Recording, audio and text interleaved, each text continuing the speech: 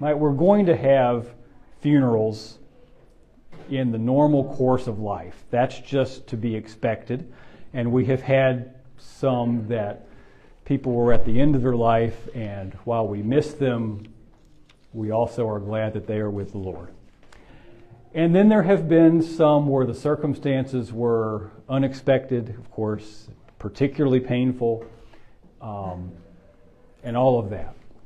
And in just conversation and sitting in living rooms and talking to you, just talking about grief, I did encounter a couple of folks that I thought, there seems to be an extra layer of challenge or struggle with this, which I understand is to be expected, but also thought maybe we can do something that would be helpful for people. And so, ironically, when we have these moments, the first person that I would have gone to talk about this is Patricia. And obviously not able to do that. And so, but one of the things that I appreciate about our congregation and about our district is that we have people all over, that we don't have to look very far to find people who have expertise in the fields that are helpful to us. And so calling Sue was a very easy thing to do and to look forward to this. And so we will draw on her experience today. Next Sunday, we will be back in here. We're working on a panel discussion of several Oak Grove members who will be asked to share about a particular part of their experience and the kinds of things that they were dealing with in loss and navigating nursing home and transition and parenting parents and kids and just all of those sorts of things that come along with this territory. There may very well be topics that come up today that you'd like to, hey, can we pursue that next week? I'm sure the answer would be yes. I just need to know what they are. And so if there's something that you would particularly like to hear about, just let me know and we will figure out how to make that happen. So I'm going to stop talking to give Sue the maximum amount of time that we have. So thank you, Sue, for coming. The handouts are over here, so we can pass those out. I'll take care of that. And I will hand leash number 1 and number 2. Always on a leash. We should always be on a leash because you just Go never ahead know. and just put that on. Yeah, Okay, let me get that. Would this be on? That'll work just fine. Okay.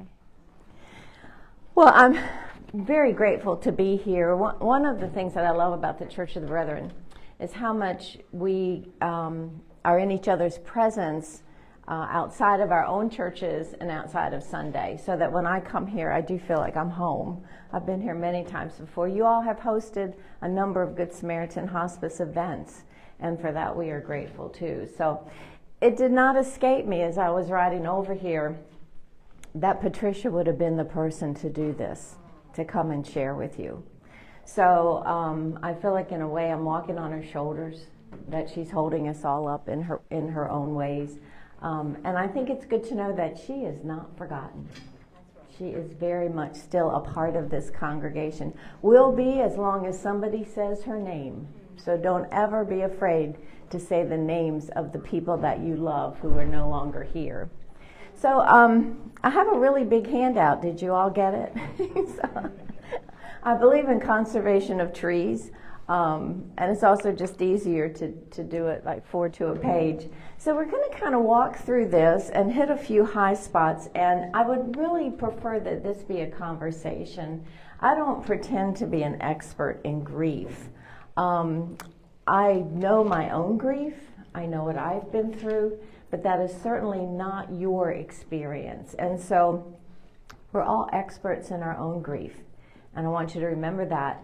And that's valid. You know, everybody goes through this differently. But I did do a lot of grief work while I was working at community hospital a long time ago, and then of course with hospice.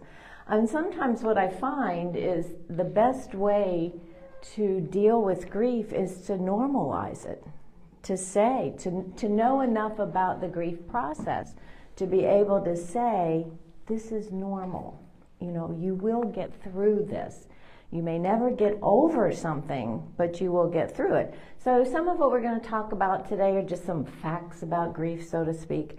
But I really find that I've learned most, not from any of the books I've read or the little audio tapes I've listened to back in the, 70s maybe, 80s? But it's from hearing people's stories. So next week, I think, when you hear people's stories, that's going to be the most powerful part of this series. And I encourage that. I encourage a lot of storytelling. So I gave you a little true-false quiz. You may have had time to look at it. You may have not. It's not going to be graded. You do not have to get a certain score in order to get out of here and go on to church. But we're going to walk through this. And so grief is an experience that occurs only when someone dies. What did you have? I see Carol's answer on her. False. If you had false, that's the correct answer. We, most of the time when somebody talks about grief, we think in terms of a death. But there are so many other things that can cause you to grieve. So name some. Losing a job. Losing a job, absolutely. Divorce. Mm-hmm. Health, a loss of health. Moving. Yes, yeah. Any other? A loss of opportunity. Now we're sort of getting into those areas that are a little difficult sometimes to define, but anytime something, I like to say, anytime something that you expected to happen to be good didn't happen, that's a cause for grief.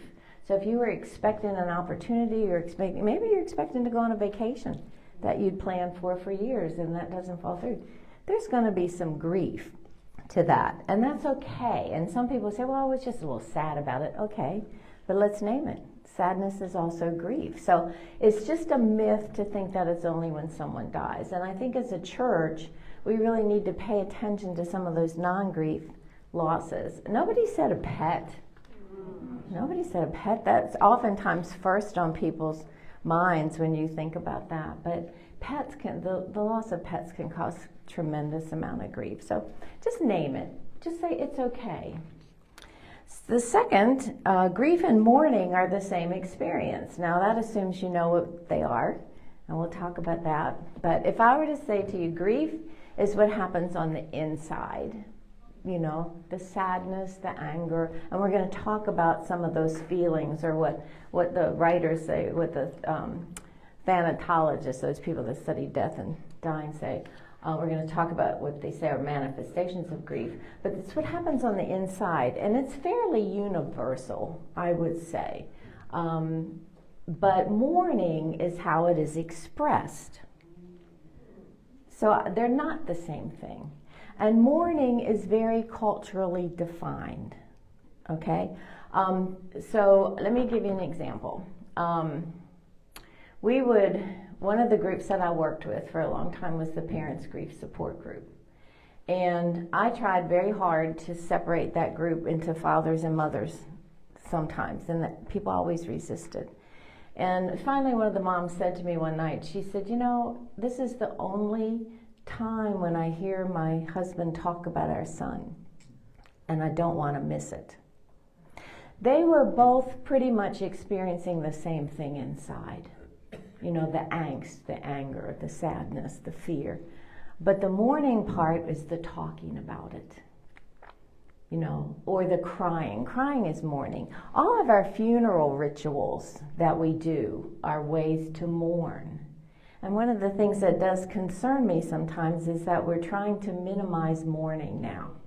You know, I really am concerned when I see in the paper, no services will be held. And I think, wow, you know, how are people going to come and mourn? How are people going to show their support? How's the family going to feel it? So mourning is the way we express grief. And and some cultures, you know, you see some, especially like in the Middle Eastern cultures, they're very expressive in their mourning. And sometimes as Americans, it's hard for us to see that.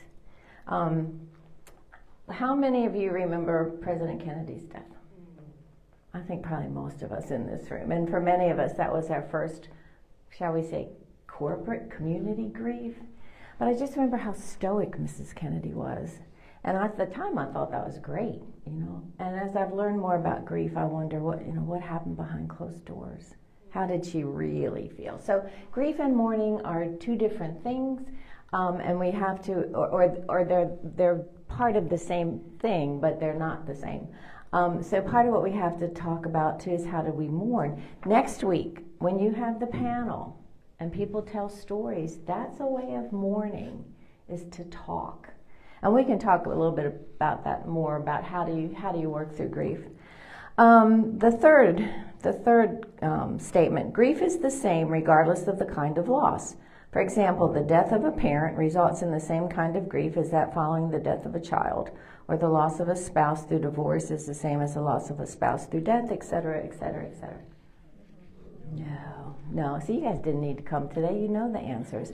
But I put that in here because how many of you have had somebody say to you after a loss, or maybe you said it to somebody, I know how you feel. You know, that's the first thing that comes out of our mouths. It has come out of my mouth in the past, and I am so sorry when that happens, because no grief is the same. I don't care if you've lost a mother. I don't care if you've moved to a retirement community, and that's a grief. I don't care if you've lost a child or a pet. Everybody's grief is as individual as our fingertips. But we tend to want to say, I know how you feel. And so we just have to get that language out. You know, what would be more helpful? Can you think? I'm here with you. I'm here. Let them know you love them. I love you. I'm so sorry. A hug. Don't even have to have words. But part of working through grief is working through the feelings that you're not in control. I think grief is probably the one thing we will all experience that tells us you are not in control, you know. And so we want to be in control. So words like that, I understand how you feel, is really an effort to bring some control to that, and it does not connect with somebody who has lost someone. Now, if you are very, very close to someone and you have had the same loss, maybe over time you can share. I'm not saying you can never connect on that level, but we have to be very, very careful, because two people that have gone through a divorce are not going to go through it the same. It's just individual. Number 4, there are fixed stages that people in grief always go through. True or false? That is false, and it's not meant to be a trick question. But people in grief don't always do anything. Grief is the most out of control experience I think many people will have over time. But there are some parameters. There are some things that happen as we move through grief. And so first of all, what we feel initially is probably some shock and numbness. I like to say the head and the heart have gone to sleep, and it's what helps us get through the first couple of weeks, helps you get through the funeral, helps you make, you know, maybe you're not making decisions, somebody may have to make them for you, but I've heard people describe it as, I didn't feel like I was there. I felt like I was just an observer through the whole thing. Yeah, Carol. Benny Pugh, who was a member here and has experienced a lot of grief, she said to me one time, I believe that's the Holy Spirit. Ah. You know, taking over. We can sort of take it all at one time. And I thought that was a beautiful way to think of it. It helped me. Yeah, Carol just said that Benny Pugh? Benny Pugh. Yeah, I had said to her once that she felt like that was the Holy Spirit taking over when she was numb during some grief times. And I love that. It's like when I don't know how to pray, the Holy Spirit prays for me. So when I don't know what to do. So that's normal, but it can last can last days, can last weeks, can sometimes last months. And then I like to say the head starts to wake up and says, you know, this person really is not coming back. And that can be a real period of depression because, you know, 6 months out now, first Christmas, whatever. And that too is just individual. And then finally, hopefully, people will get to a point where they have learned to live with it. And I like that better than acceptance. You know, I've been taught that word acceptance doesn't help. But we will never be the same people we were before the significant loss. We will always be changed, but that person will always be part of our life. So part of working through the process of grief is getting to that point where life does go on. You can smile again. You can laugh at a joke. You can be engaged in church activities if you feel like it now, because you're working through that grief. So there's no set way to do it, but we tend to want to say that. And how many of you are familiar with Elizabeth Kubler-Ross? Yeah, she is a wonderful, she brought us to a whole new understanding about death and dying. But she admitted later she wished she had not put the stages of grief on her work, because we tend to want to think in those terms. And so I think we just need to think of grief as a process. Number 5, grief is a sign of weakness or a lack of faith. One should be strong after a loss and not show emotions or talk about feelings. Boss, there was a little bit of laughter over here. Why might that be funny or not funny? Because haven't we thought that? Haven't we said that maybe at times? Well, if only your faith was stronger. You know, when in a few minutes we're going to talk about how grief manifests, and spiritual is one way, one aspect of our being that we exhibit grief. And so to be angry at God is perfectly all right. It is not a sign of weakness. In fact, I think sometimes in our grief is where God comes to us in the most profound ways. We may not feel it, but we have to know it. And I think that's where faith comes in. I may not feel like going to church today. Okay, that's fine. How many of our memories are tied to loved ones in church? I see families here. You know, it can be really hard to go to church. That's not a lack of faith. On the other hand, I've known of people for whom church was the sanctuary for them. And they needed to be there, and they needed to have the liturgy take over and just bathe them in God's Spirit. But I don't want to say faith and grief don't have anything to do with each other. They really do. But how we manifest our grief does not have to do with how deep our faith is. Number 6, normal people get over grief within a fixed period of time, usually within 6 months of a loss. No. How long can it take? A lifetime. It really can. And I say that I think this is really important, because how many of us, maybe we've not said it, but we've thought it, why isn't she over this by now? You know, when is she going to get back to normal? You know, never. And so just part of understanding that, as I just said, you will never be the same, but you can be different in a very good way, is important. And then the best way to help someone who's grieving is to distract them or keep them busy, because talking about it only makes it worse. Pause. I heard a story once about a woman who had lost her husband, and the church's response was to make her in charge of Vacation Bible School. Let's keep her busy. You know, distraction never works. Because why? That grief is there all the time, especially early in grief. It's the first thing, I remember a mom saying, I have like 1 second in the morning when I wake up that I don't remember my child has died, and then it overwhelms me. So it's just part of it, you know. A sunny day will remind you of somebody you loved, and a cloudy day may remind you of somebody who's gone. So I used to tell people that the best way is you have to mourn. So it's okay to talk about it. Not everybody's a talker, right? Write about it. You know, one of the assignments I used to give people in my group was to write me a letter about the person who died, because that was a safe way of talking about this person. However you want to express it. Some people express it through music. We once had a father in our grief group who played the saxophone, and he wrote a piece for his son, and he came and played it for us. Now, it's hard, but that's his way of mourning. But keeping busy and distracting somebody isn't going to work. Okay? So let's talk about why these things aren't going to work. Tim, did people get the manifestations? They're all stapled together. All stapled together. Okay, so I don't want you to look at it. I want you to just turn it over. I just wanted to see if you had it, but just turn it over for a minute because I want to see, you know this stuff. You know it. So I just want to talk about it for a minute.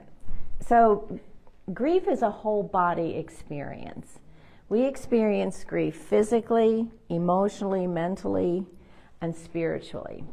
So let's talk about some of the physical manifestations of grief. How does your body respond to grief? Call them out. Fatigue. I'm sorry? Fatigue. Fatigue, tiredness. I think that is one of the overwhelming manifestations or things that I hear people say, I am so tired. I am tired. And there's a reason for that, is because grief is not only physically draining, but emotionally too. And we only have X amount of energy. I would like to think that I had an unlimited amount of energy, but I do not, and I don't think anybody here does. So when we are expending emotional energy, that is also bringing us down physically. I like to say, the most contemporary way I can think of this is that it's like having 1,000 apps running in the background on your iPhone. What happens?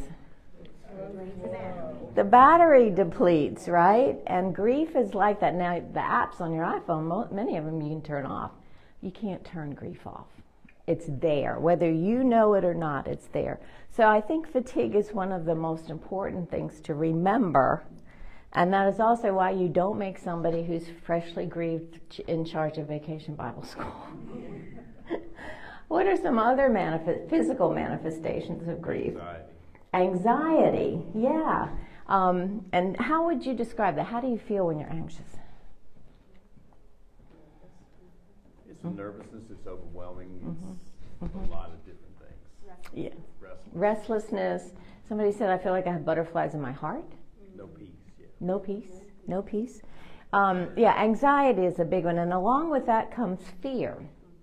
So let's talk about fear for a minute.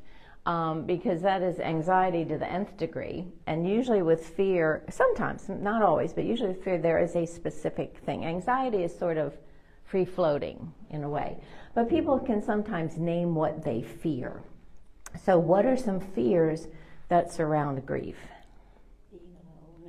Being alone. Yeah, let's talk about that for a minute, because I understand that with Patricia's death, she was alone, and it was a day or so before she was found. And so how many of you admit to saying, suppose that was me?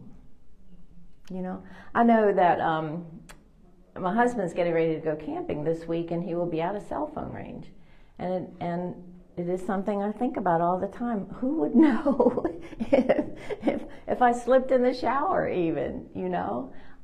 So part of working through fear, and fear of aloneness is a good one, is how can we deal with that? Are there ways that we can help someone through that fear? And Tim and I are actually talking about that, and that might be something that you all come up with a plan as a community to look at people who are living alone and say, can we check in with them once a day?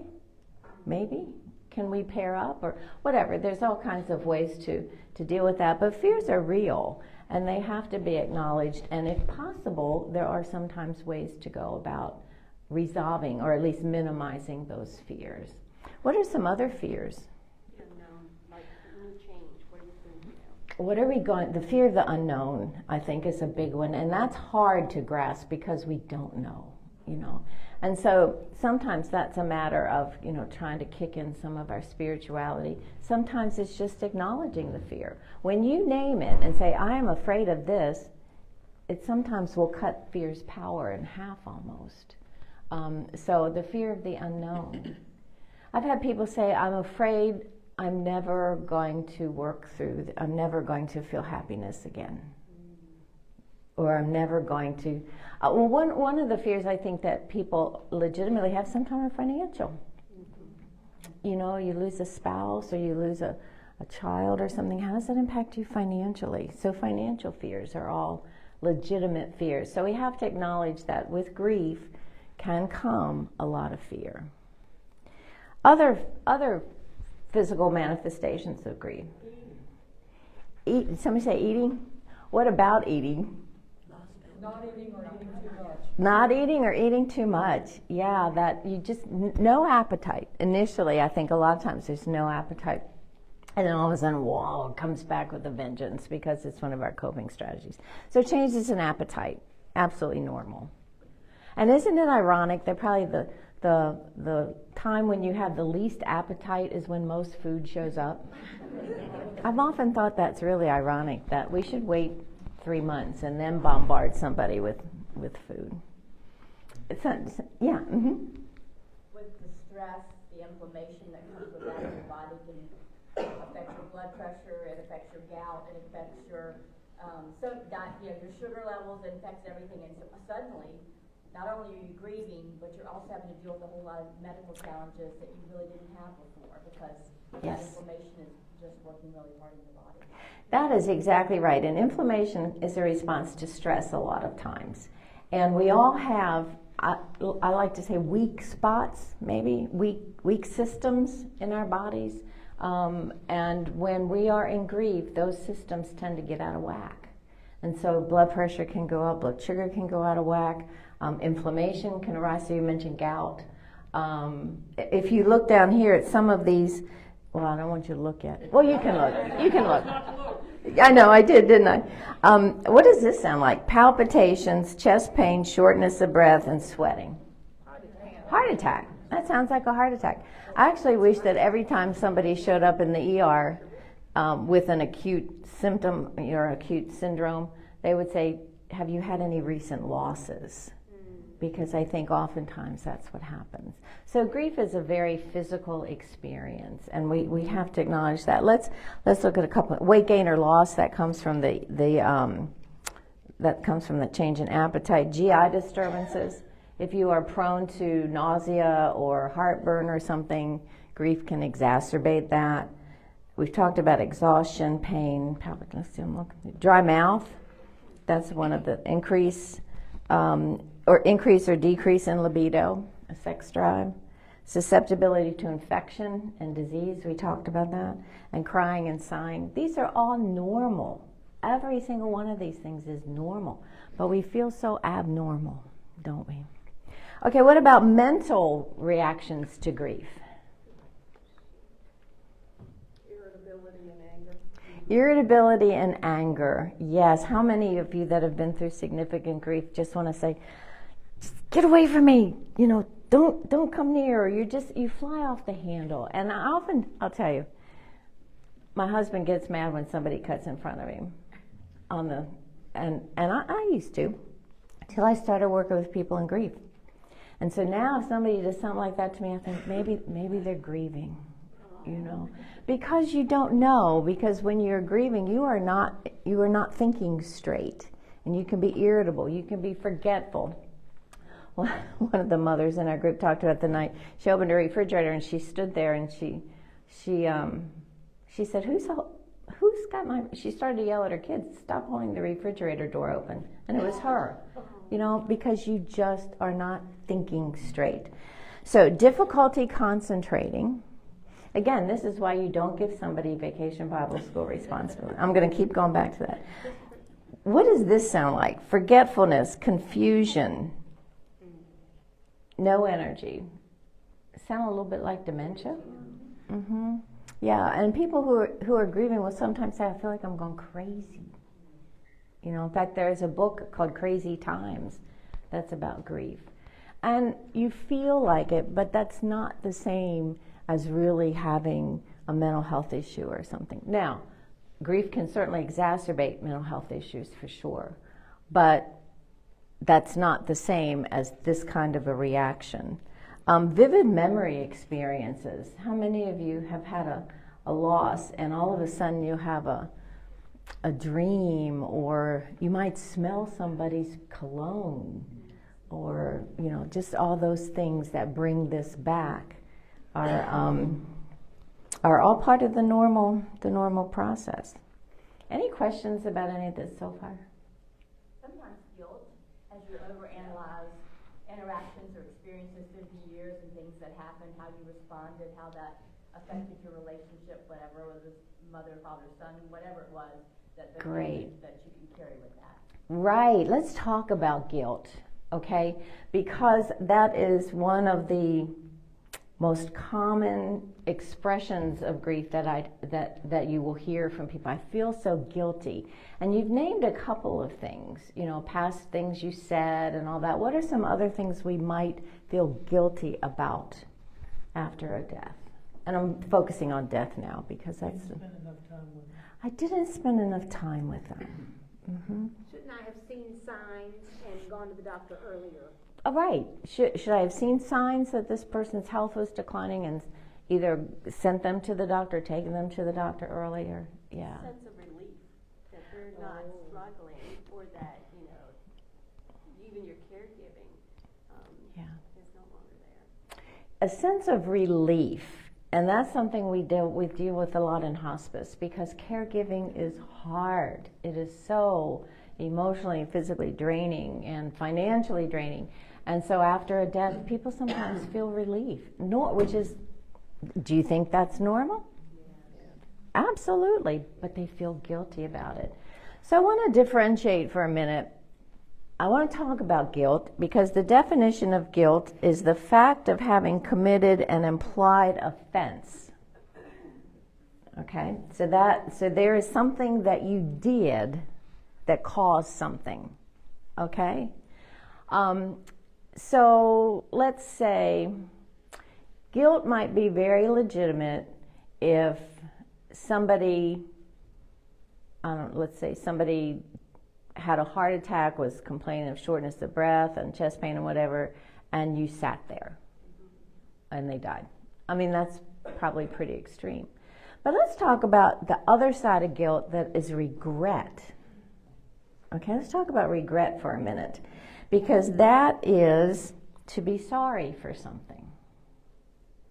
It's not guilt. Guilt implies you did something that caused something. Regret is something you're sorry for. So the guilt of relief, is that really guilt? Or is it just, I'm just sorry that this all had to happen?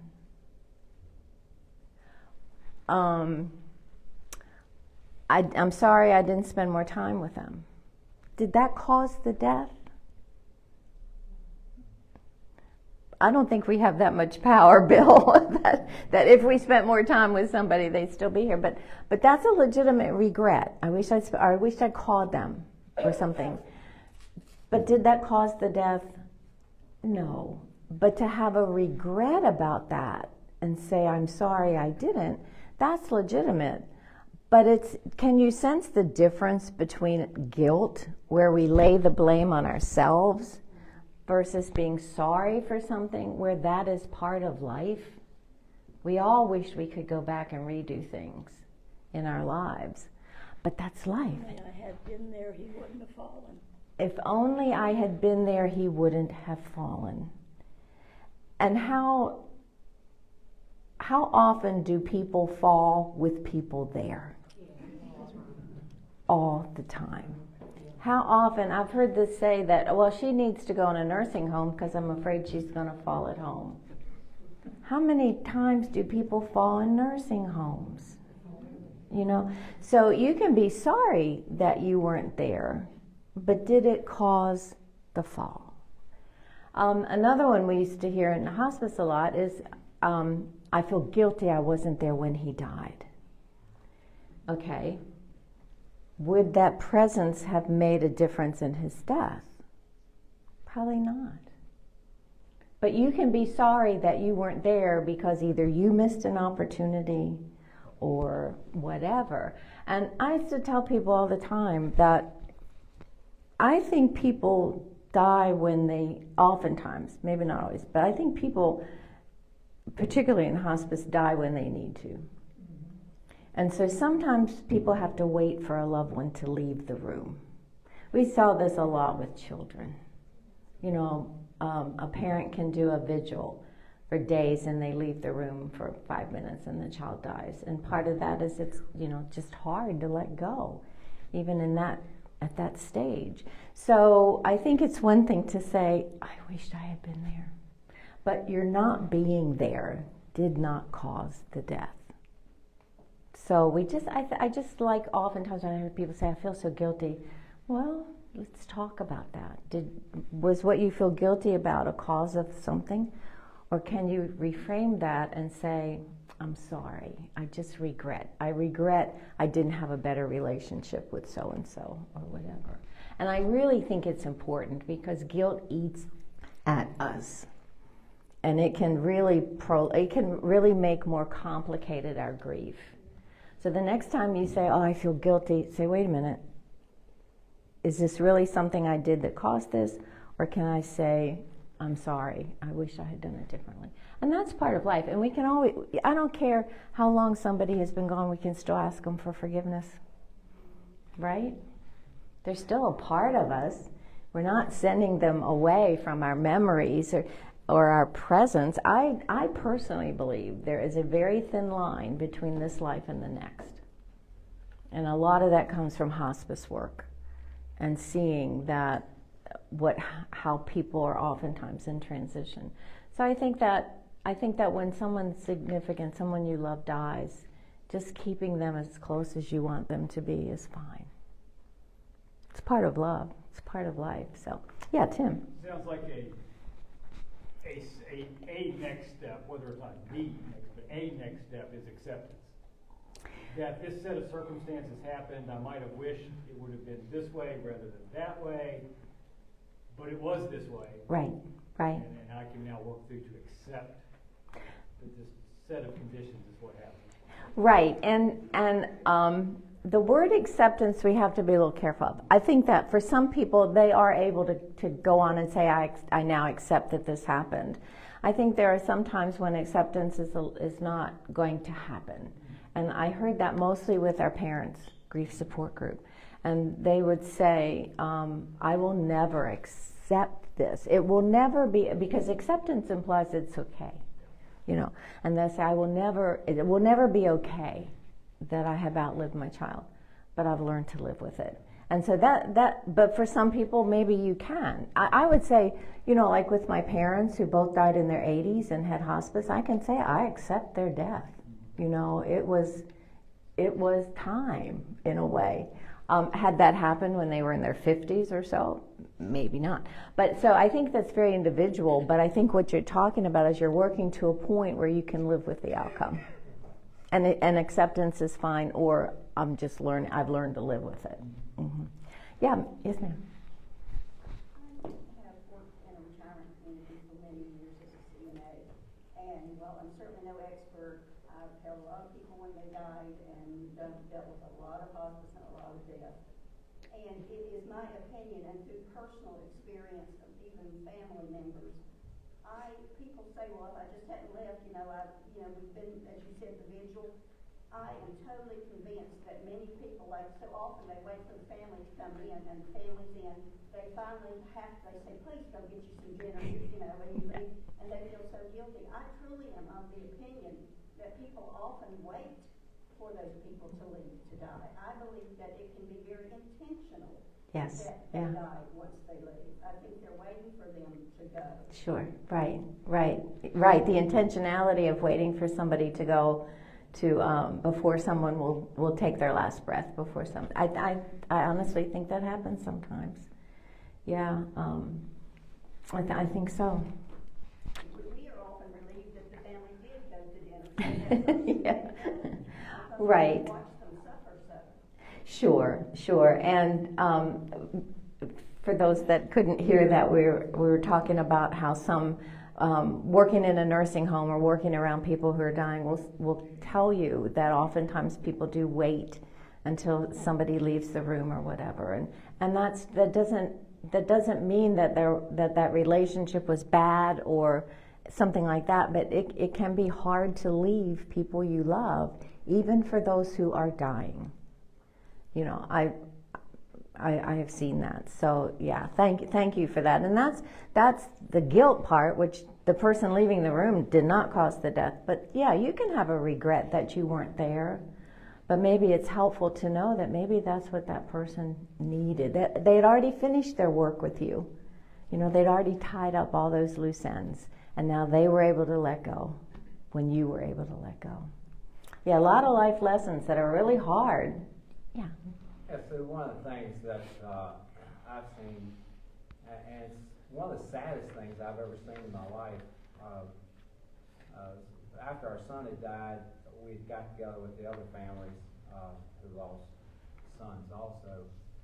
And this one lady, she has 3 little kids, and I guess what I'm trying to say is the unknown can be such a fear factor with people, because these were not church people, going people, and really nice people, you know, real super nice people. But the thing that Trish just said, you know, she goes, where is he? Yeah. I don't know where he is. And you know, it's hard to really talk with someone that is a non-believer per se. So that, you know, that's really sad. Yeah. We were, again, for those that maybe couldn't hear that, the sadness when you realize that maybe someone doesn't have a spiritual faith to fall back on, and they start asking questions that we might think we have the answers to, like, where are they? And the only thing I would say to that is that a lot of questions asked in grief are spiritual questions that don't have an answer. And it's the process and the discernment of asking them that will eventually bring peace. And so even by her asking that question, that's working on the process of grief. And oftentimes, you know, we feel like we should have the answers when we only have the answers for us, in a way. And so just listening. Let's talk for a minute about how do you help people through grief. And I think the biggest thing, the biggest gift we can give is our presence, is to be there. And that doesn't have to be face-to-face. You know, there's an awful lot of long-distance loving that goes on. Nowadays, it's almost impossible to go anywhere where you can't be contacted. So a phone call or a card, but just a presence to say to somebody, you know, I care enough about you that I'm here. And then the next gift is listening. And you know, I always say God gave us 2 ears and 1 mouth, and we flip that. We do twice as much talking as we do listening for most of us. But when people ask those questions like that, where is he? They don't necessarily even want an answer. She's just processing what one of her fears is, the unknown. And I think one of the challenges we have with children is that we often feel we have to answer their questions, when just about any answer we give to a child is going to fall short.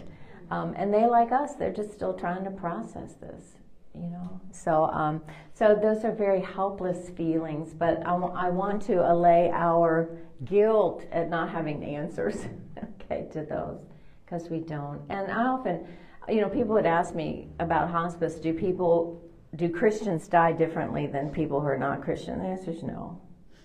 No, you know, I mean, I've seen people who profess no belief who died very peaceful deaths. They were ready for it. And I have seen Christians fight it and fight it and fight it and fight it, when maybe a year before in church they had sung "Precious Lord, Take My Hand."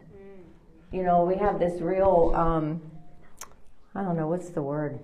This ambivalence, I think. We all, how many songs in our hymn book are about dying and crossing Jordan and all this? And then, you know, we'll fight it. I mean, I've seen it. I've seen it.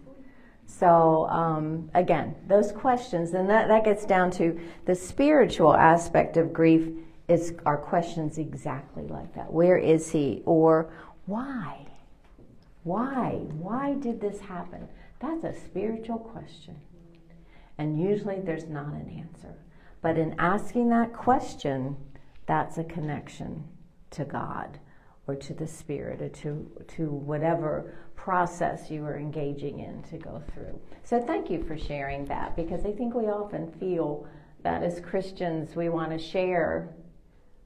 And maybe at some point, if she had said, let's talk about this for a minute. If she had said, one question I have is, where is he? What do you think? That's different. People are inviting you to share your opinion.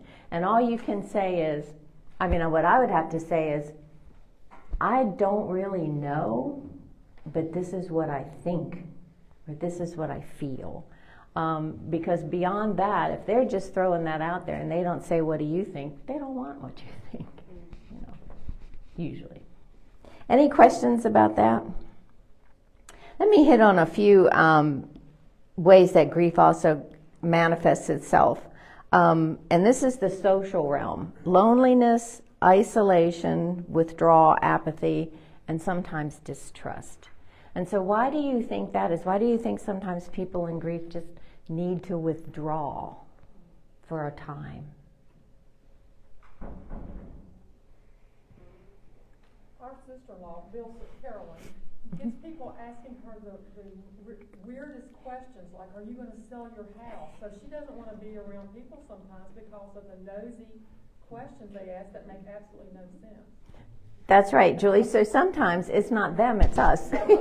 Julie, what Julie said was that Bill's sister-in-law is being asked questions like, when are you going to sell the house? And all those nosy questions that are none of anybody's business, but that tends to make us want to withdraw. Who wants to have somebody delve into our personal business like that, especially when so many other things are going on, So partly we have to look at that, and I'll get back to the lady that was asked to do Bible school. Wouldn't you want to not come to church if you thought somebody was going to ask you to be in charge of Vacation Bible School? So we have to be careful, and that's where we want people who are grieving to, at the right time, want to re-engage with us. And so part of that means giving people space and not asking questions that, there's no way that question is right at any time in life. It's just none of our business. Yeah. Does that ever go away, of not wanting to be out amongst other people, especially married people, if you have lost your spouse? That's a great question. Does that ever go away, of not wanting to be out and about, especially with married people if you lost a spouse? There are some people that I would say that are naturally introverts. And that doesn't mean you don't want to be around people. That just means you get your energy from being by yourself. And I think people who are true introverts oftentimes don't want to re-engage. They have trouble engaging when things are good sometimes, And so sometimes that's normal. But to the point where it's totally isolating and people kind of start to hibernate, and that's different from the way they were before, that probably just needs to be worked through. But again, timing is important. It might be 1 year, it might be 2 years, it might be 3 years. And that pain of seeing a couple together might always be there. But the more, do you understand what desensitizing means? It's when you expose yourself to painful stimuli, to painful things, so that over time it gets less and less. And that is part of what talking helps with too, because the more we talk about things, the less painful it gets, the more we talk about it. The more we say somebody's name who has died, the less that pain will be over time. So I don't think you can expect to totally isolate, but I also understand that it can be very, very hard to be around couples and to be gentle. I would always tell people, be gentle with yourself, And if there's somebody you trust, check it out with them and say, have I been isolating myself too much? And then, there are all kinds of singles things. Go out with some girlfriends or something, and then just know over time, it should get a little easier. I won't say it's totally better, but easier. And I think a lot of getting through grief is also that hope. It's knowing what's normal, so you can back off and say, this is normal, but it's also that hope that down the road, someday it won't be as painful. That was a great question, though, and I have a feeling a lot of people have asked that, and that goes for any loss too. I know parents who've lost children just, don't send me to a daycare center or something. So, but it's okay. Yeah, Bill. Do you feel like that if, like, someone was in hospice and you knew the time was short, like Sarah, she got up that morning and just fell Right. over dead. Right. Is the grieving worse? Or, I mean, I expect somebody died in hospice. Sure. Sudden death, car accidents, or Right. Bill's question is a great one, and it talks about what we call one of the factors in grief. And one of the factors is, was the death sudden, or was there some expectation, some anticipation? And I would say that it can be hard to watch somebody die that you love over time, but it also, when someone especially is young and gets up that morning and that night they're no longer there, is one of the most complicated experiences of grief that someone can have. And some of it has to do with, in hospice, you have time to prepare as best you can. You have time. If people want to, they have time to say goodbye. They have time to say, I'm sorry. There were 5 things we would encourage people to do. Thank you for, please forgive me, I forgive you, I love you, and then there was one other thing that I'm drawing a blank on. So there's time to do that. But when it's a sudden death and there is no time, that is automatically a complicating factor. So I would say, I don't like to say the grief is harder or anything. That grief is devastatingly difficult. So there is a difference, yeah. Even with children, parents who, my first job was on pediatrics, and that was back in a time when every child diagnosed with leukemia died. We've come so far. We've come so far. But I watched those parents prepare. They were never prepared, but they had time to get used to it. Not accept, but to get used to it. So, yeah, I think about Sarah. I was thinking about Sarah on the way over here and seeing you guys and your grief and how that was, I texted Julie that day. I cannot imagine as a mom. So yeah, that's a really rough one. And I would say just be gentle. And where you said it never goes away, it just changes. Yeah. And now we have the worry, the regret of for children who are teenagers now, and what's going to happen to them. Yes. So that's fear too. Yeah. Fear. Yeah, that's a legitimate fear. Yeah, and you learn to live with that, but it doesn't go away. And we have a 3-year-old asking why she died. Oh wow. She sees pictures of her aunt. She understands now relationships. Yeah. And it's her daddy's sister, and she wants to know why. Why? Yeah. It's hard. I can't take it. I can't take it away. I just say it's hard. Yeah. And that would be a good answer. I asked that too. Other question? Well, we have about 1 minute. Our congregation had an inordinate amount of sickness and death touch us during COVID. Yes. This congregation, for as small as it is, what did Good Samaritan's role during COVID? How more complicated was it? Well, how more complicated was Good Samaritan Hospice role during COVID? And I have to say, I was really grateful I was retired by then. so it's like not my problem. Although I did think so much about the staff. It was really complicated for them. Fortunately, with technology now, you can work off-site. So people didn't have to come into the office. The hardest part, I think, from what I heard, was the people in nursing homes and not being allowed in. Some nursing homes let the nurse in, and some did not. It had to be all long distance. And then we've seen pictures of families standing outside the windows, and it was really devastating. So I can't answer that. Well, I guess, that was another level of grief. Another level of grief. And I think we will only over time realize how the COVID deaths where families were not allowed to be there, where it was sudden for the most part, have created complicated grief for people because it was very different. Life was an upheaval. It's hard to remember back then, but well, I know that you all have church and that Tim would be very disappointed if everybody stayed here and nobody went to the sanctuary. But I want to thank you all for being here and for engaging in dialogue, because I think that that is how we learn. And I'll be praying for you all next week when you do the panel. I think that's going to be wonderful and engaging. And again, to even be here today was an act of faith, knowing that for some of you it was going to raise some things emotionally. So thank you all. Thank you.